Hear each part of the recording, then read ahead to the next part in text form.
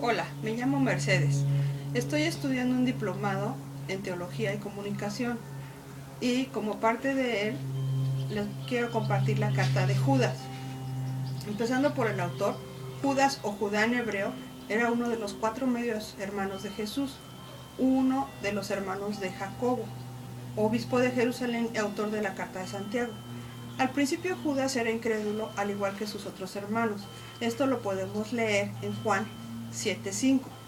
Se convirtieron después de la resurrección del Señor y él mismo en su carta se reconoce como siervo del Señor.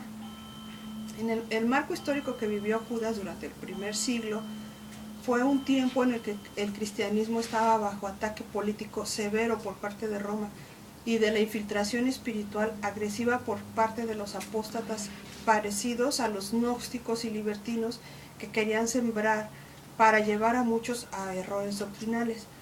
Podría ser que este fue el inicio que dio pie a la corriente ya en forma abierta de esta filosofía. Juan atacaría 25 años después de que Judas escribió estas epístolas.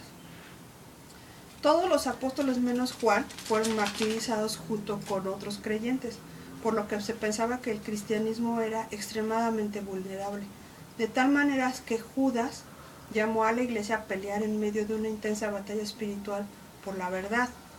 Realmente es una carta pequeña que consta de 25 versículos en un solo capítulo, siendo el cuarto libro más pequeño del Nuevo Testamento, porque tenemos también a Filemón y a segunda y tercera de Juan, que son más cortos. Podemos ver en las cartas de Pedro, específicamente en la segunda, que espera la venida de falsos maestros, pero Judas ya tiene que lidiar con su llegada. Cita directamente a segunda de Pedro 3:33, que menciona que vendrán burladores en los postreros días y lo reconoce como apóstol.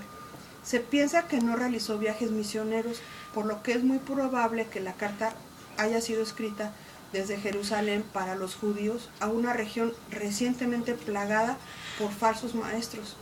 Su propósito al escribir esta carta nos los dice en el versículo 3, que fue el defender la fe que ha sido dada una vez a los santos. No cita el Antiguo Testamento directamente, pero hay referencias obvias. Contextualmente, este sermón epistolar podría ser llamado los hechos de los apóstatas. La palabra apostasía viene de dos términos griegos que significan colocarse fuera de. Es decir, no es un cristiano que cae en algún pecado, sino uno que abandona definitivamente el cristianismo. Los temas históricos y teológicos de esta epístola es que es la única enfocada exclusivamente a confrontar la apostasía. Él tenía una carga en su corazón, por lo que le es necesario escribir. Aquí dice en el versículo 3, me ha sido necesario escribiros.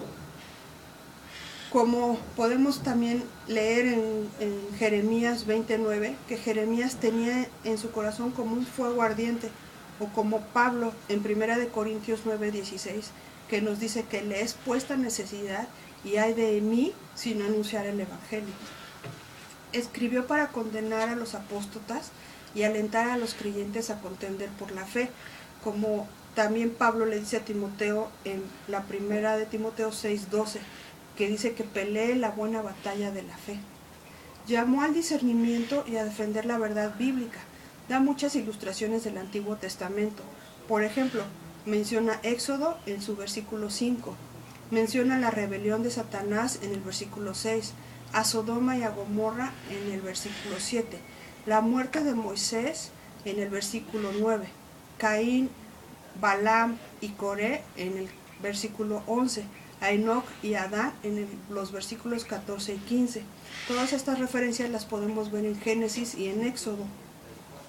Te da una descripción muy interesante de los apóstatas en términos espirituales.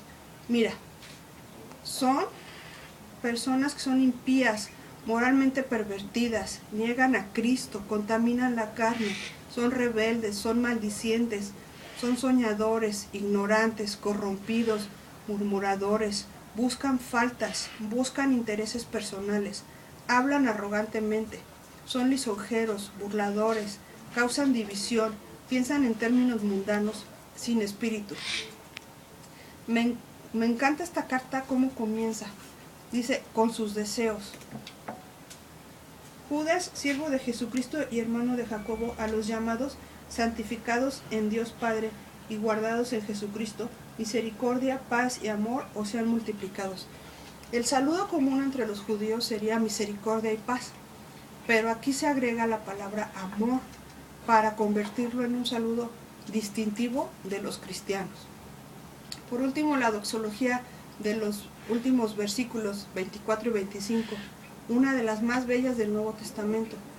Lo que más me llamó la atención es que Cristo mismo nos guarda para que no caigamos en la apostasía, para presentarnos sin mancha por su puro gozo. Como vemos en Hebreos 12:2, dice, puestos los ojos en Jesús, el autor y consumador de la fe, el cual, por el gozo puesto delante de él, sufrió la cruz, menospreciando el oprobio, y se sentó a la diestra del trono de Dios.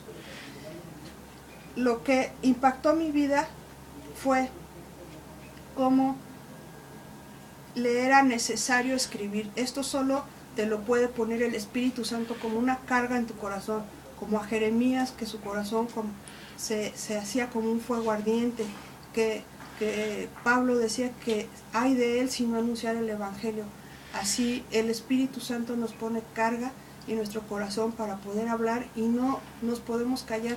Tenemos que hablar las buenas nuevas de Jesucristo como Salvador y Señor de todo. Y bueno, te recomiendo que leas y estudies esta carta, porque en ella encontrarás mucha ayuda respecto a estos personajes y a cómo defender tu fe. Gracias.